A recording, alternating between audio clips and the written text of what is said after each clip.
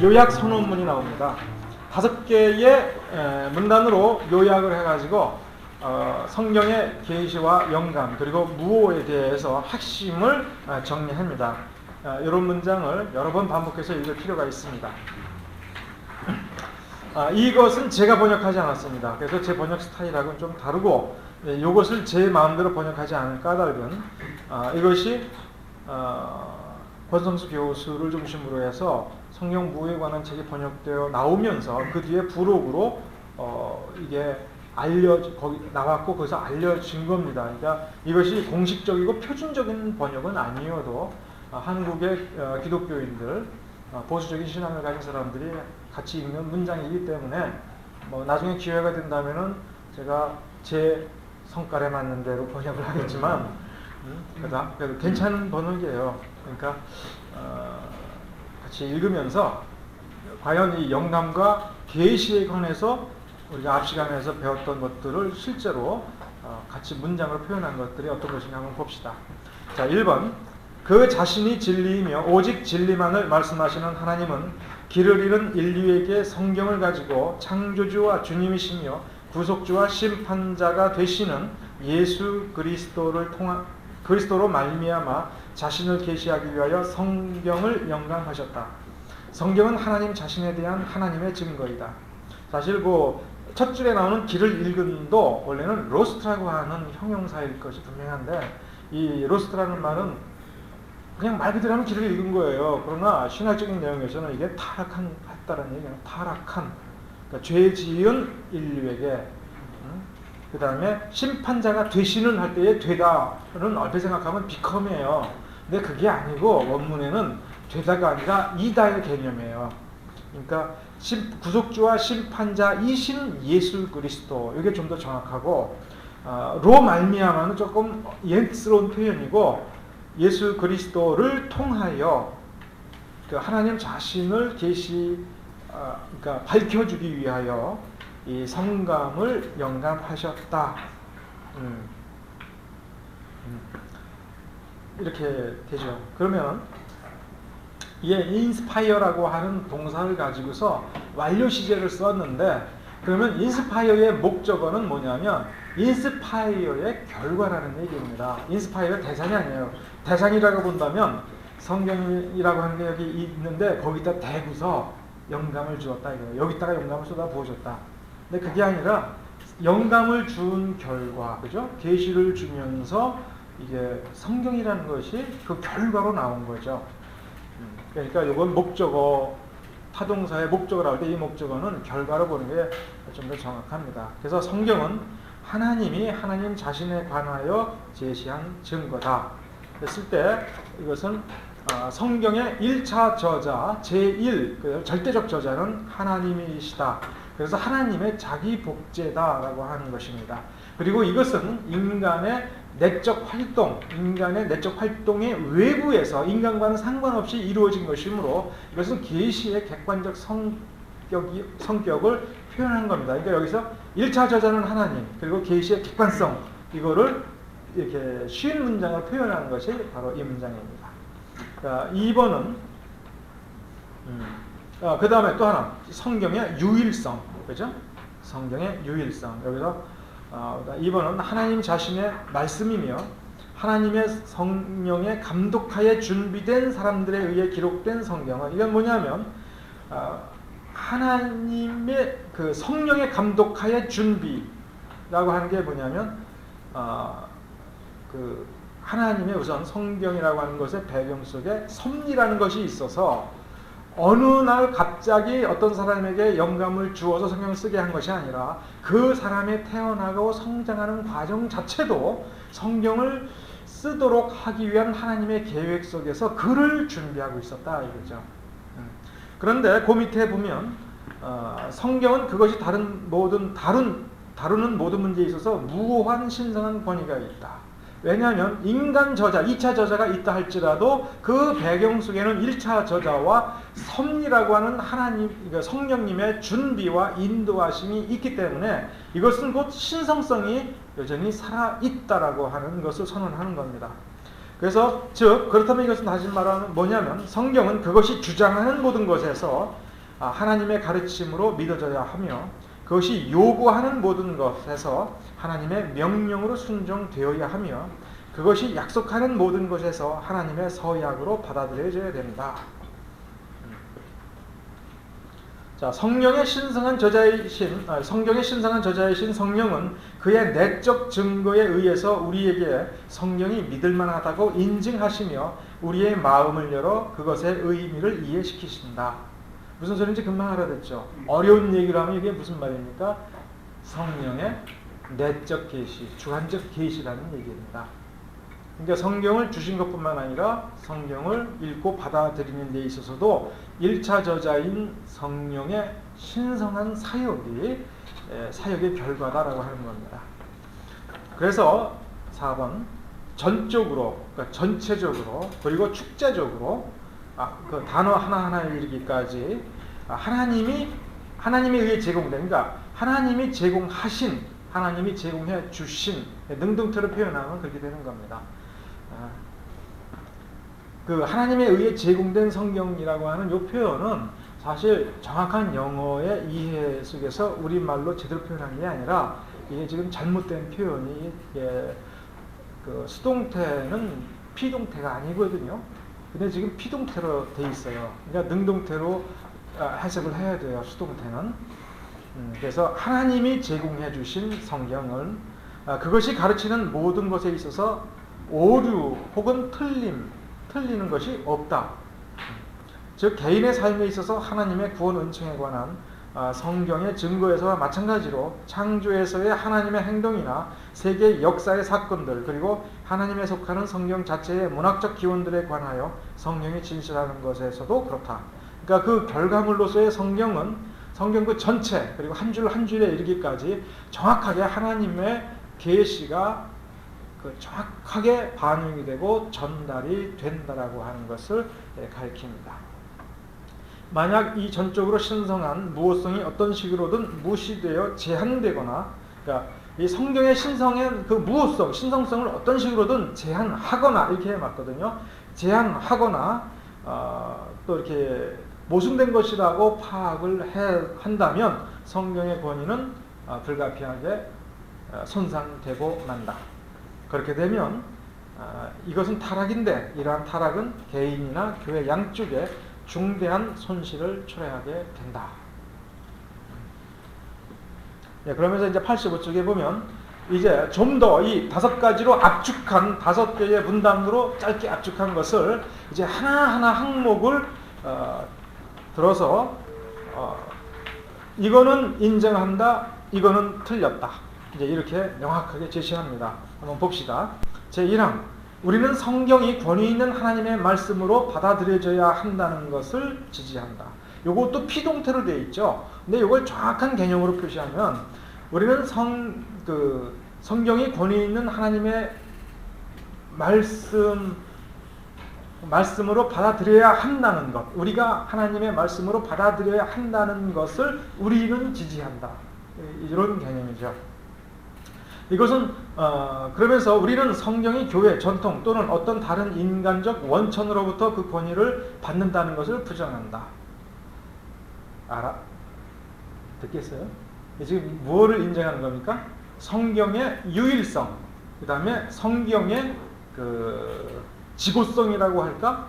최고성, 그러니까 supremacy of the Bible을 얘기하는 겁니다. 그러면서 성경은 그 자체가 하나님의 반영이기 때문에 그 권위는 스스로 신성한 권위를 갖는 거다. 그렇다면 이 밑에 바로 부정의 항목은 뭐냐면 교회가 그것을 성경이라고 인정했기 때문에 성경으로서 권위를 갖는 게 아니다. 이건 누구를 거부한 겁니까? 로마 카톨릭을 거부한 겁니다. 그리고 또 누구를 거부한 겁니까? 공동체 이론을 제시하는 자유주의 신학자들을 거부하는 겁니다. 공동체 이론을 제시하는 사람들은 뭐라고 얘기합니까? 교회가 공동체로 먼저 모였는데, 그것이 예수와 예수의 12사도들을 통해서 공동체로 먼저 모였는데, 그들이 그 정체성을 유지하기 위해서 그들의 중심적인 어떤 성경을 만들고, 혹은 그것에 성경의 권위를 부여하고, 그리고 그것을 가지고 조직화하고 교리화하는 과정을 통해서 교회를 유지해왔다라고 주장을 해왔는데 그거 틀렸다. 지금 이렇게 선언하는 겁니다.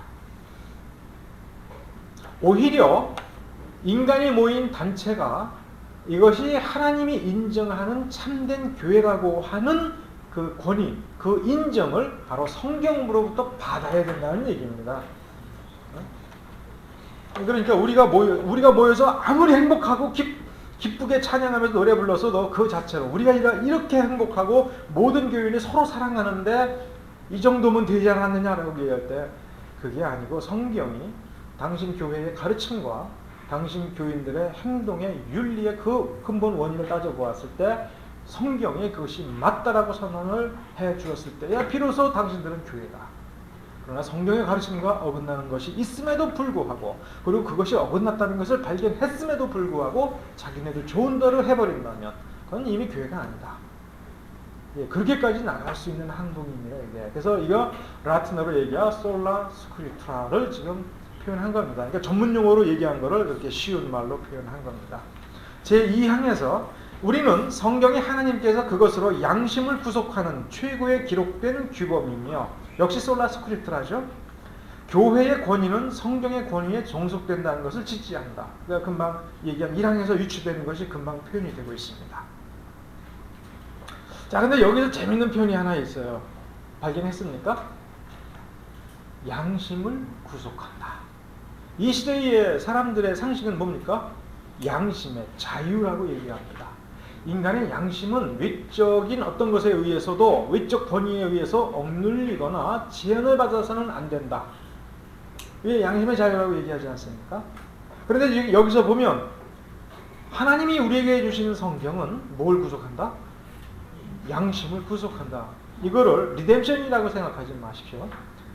양심의 옳고 그름을 선언하고 인간의 양심은 마음대로 자유롭고 싶어도 그것을 억지로라도 복속시키도록 요구하는 것이 성경이라 이거죠.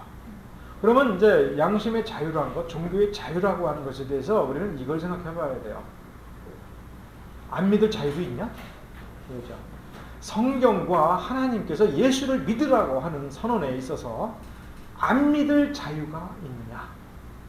두 번째, 성경에서는 안 믿는 자에게 저주를 선언했는데 그 저주를 거부할 권리와 자유도 있느냐? 나 안 믿으면서 지옥에도 안 가고 천국에도 안 가겠다. 난 내가 가고 싶은 대로 가겠다라고 얘기할 자유가 있느냐 이거야.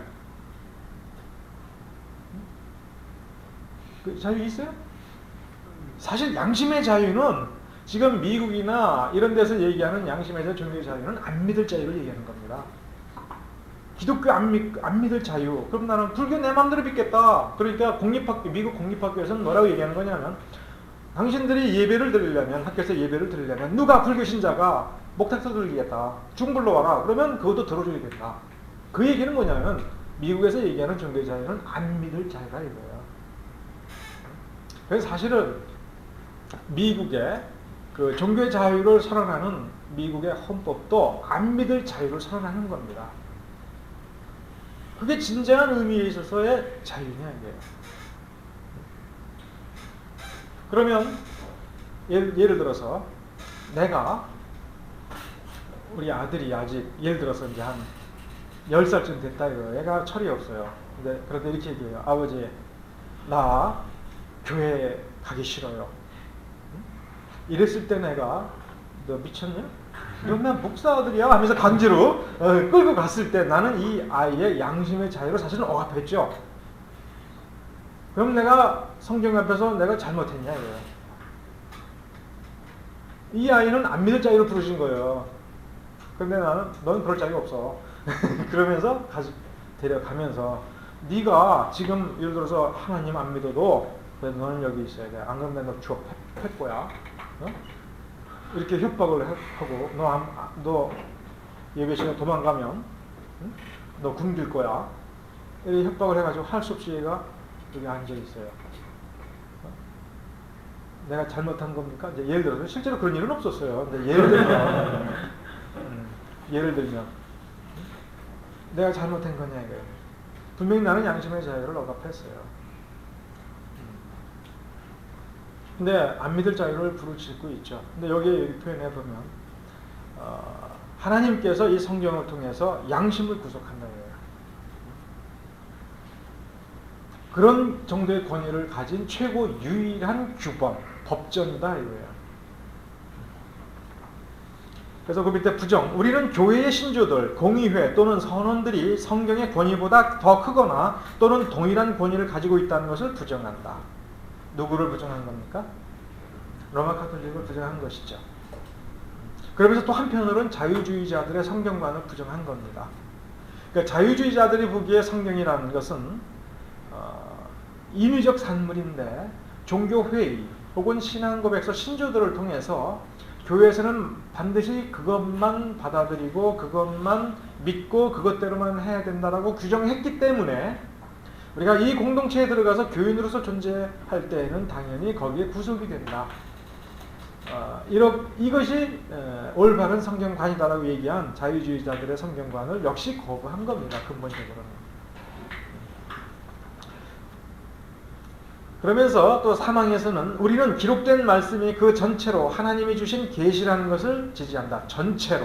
그죠?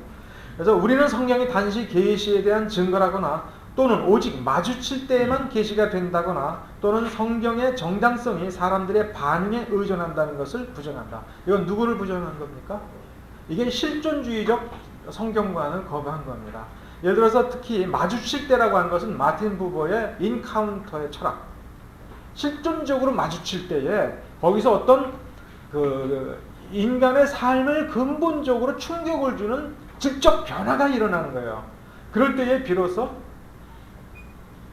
이 기록된 문자는 내게 성경이 된다.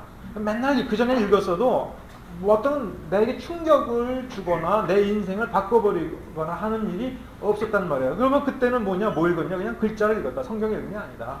그러나 어느 날 자기 어떤 인생의 위기라든가 이것 속에서 딱 봤을 때 갑자기 뭔가 내 눈이 확 밝아지고 충격을 받으면서 그 다음부터 삶의 태도가 바뀐다. 이때에만 비로소 이 종이떼기는 성경이 되었다. 어디에서? 이 종이에 쓰여진 글자가 성경이 아니라 내 안에 들어온 그것이. 이게 이제 실존주의적 성경관인데 이거를 성경에서 축소주의적 성경관이라고도 얘기합니다. 이제 그것도 거부한 겁니다. 그러니까 예를 들어서 인간이 동의할 때에 동의함으로써 성경이 주어진 것이 아니라 인간이 존재하기도 전에 말씀이신 예수 그리스도가 말씀으로서 성자 하나님으로 먼저 존재했고 말씀이신 그분이 말씀으로 세상을 창조했듯이 그러면 말씀은 우리 인간하고 상관없이 먼저 존재했던 것이기 때문에 그 자체로 권위를 가지고 있는 것이고 인간이 성경을 읽어서 아무런 감흥을 느끼지 못했어도 그 자체로도 이미 성경이라 하는 거죠. 그러니까 이렇게 되는 거죠. 성경이라고 하는 책을 내가 읽었는데 아무 감흥이 없다. 그러면 이게 무슨 얘기냐면 그게 네가 죄인이라는 증거다. 그러니까 너는 그러니까 감흥을 느끼지 못하는 것만으로도 너는 죽어마땅하다 이거예요. 왜 그래? 생각해 보십시오. 조선시대에 왕을 만났는데 맨날 쳐다보면서 왕이죠? 그러면서도 전혀 마음에 이상이 없고 그러면서 쓱 보면서 그냥 무시하듯이 쓱 지나가요. 어떻게 되겠습니까? 우리 상식적으로 생각해서 그거 판 가도 곤장 한 100대 맞죠? 두들겨 팼을 때 조선시대에 누가 어디 가서 나는 잘못 없다고 얘기하겠냐 이거예요. 전능자가 우리가 알아볼 수 있는 형태로 우리 앞에 나타나서 우리에게 자기를 가르쳐주고 있는데 우리는 보고도 모른다 이거예요. 그러니까 우리가 너무 무식하니까 너무 죄가 많으니까 원래 그러니까 그냥 지금 처벌 안 하고 그냥 웃고 그냥 넘어가시는 것이지 이게 정상이 아니라 이거예요. 그러니까 예를 들어서 이거예요. 학원이면 돈 내고 가는 거죠.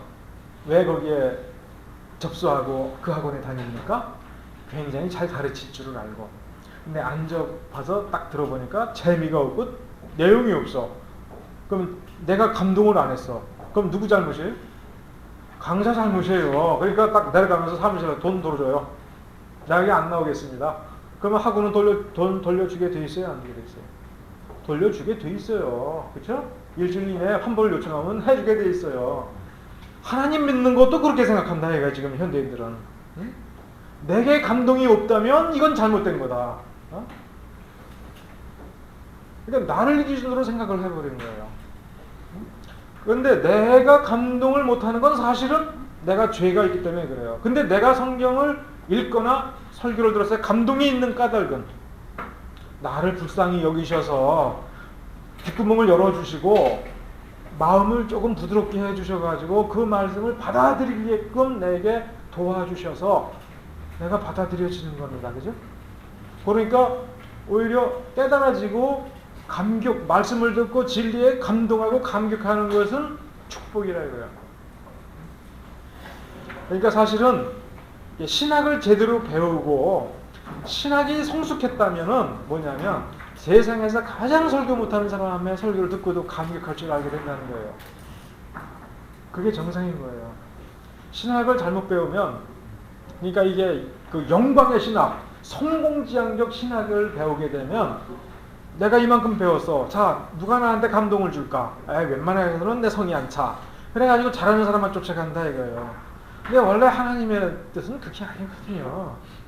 그러니까 제대로 안다는 건 뭐예요? 제대로 안다면 미숙한 사람의 그 설교 속에 그 미숙성 속에 진리가 담겨 있고 진리를 있는 그대로, 그러니까 성경만 읽어만 주어도 거기에서 감동을, 왜 아니까 감동하는 거예요. 그러니까 우리 같은 사람은 피카소 그림을 보고 추사 글씨를 봐도 이게 뭔 글인지 왜 비싼 건지 이해가 안 되죠. 그러나 볼 줄 아는 사람은 그 한 토막만 보고도 감격해서 야, 내가 살아서 진짜 추사를 봤구나 막 이러잖아요. 네, 모르는 사람은 국보급 유물을 보고도 야, 저게 10억짜리래 그러면서 별거 없네 하고서 그냥 지나가죠. 보는데 10초도 안 걸려요. 그런데 열심히 공부하고 가면은 이제 한 30초를 머물다 가죠. 좀 좋은 것 같은데 그래도 잘 모르겠다고. 야, 10년 공부하면 하루 종일 그것만 쳐다보고 앉아있죠. 응? 야, 저거 한번 만져봤으면 뭐 이러면서. 근데 하나님의 말씀도 사실 신학도 그런 겁니다. 신학도 하나님의 것 90%에다가 인간의 것 10%를 섞었다. 인간이 생각하기에는 대단한 작품이 될 수 있습니다. 놀라운 것입니다.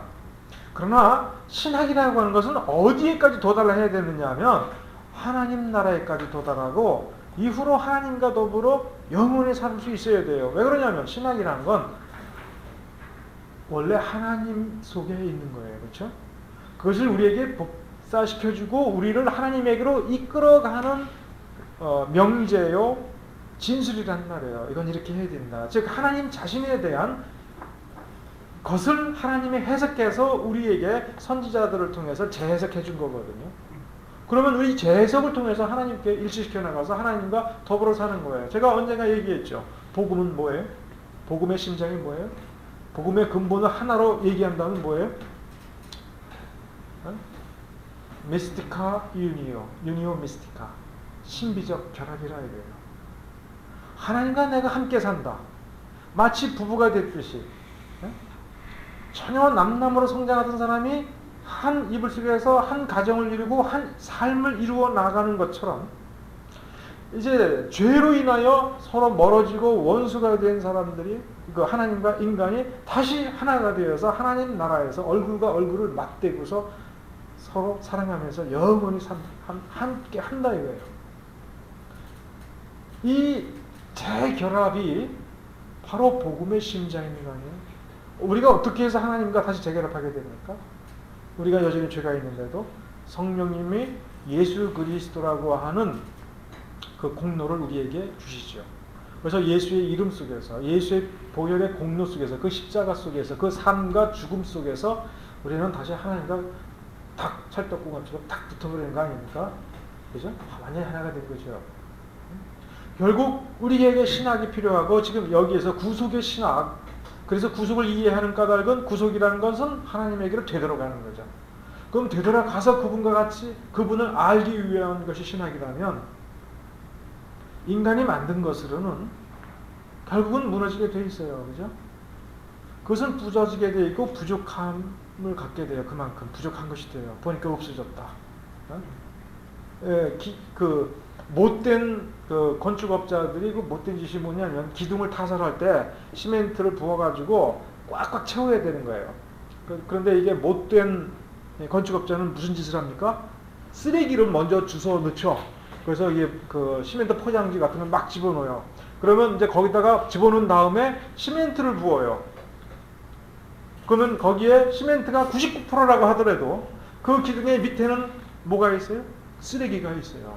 그래서 이제 그 거푸집을 떼어내고 보면 이제 그 쓰레기가 나중에 빠져나오죠.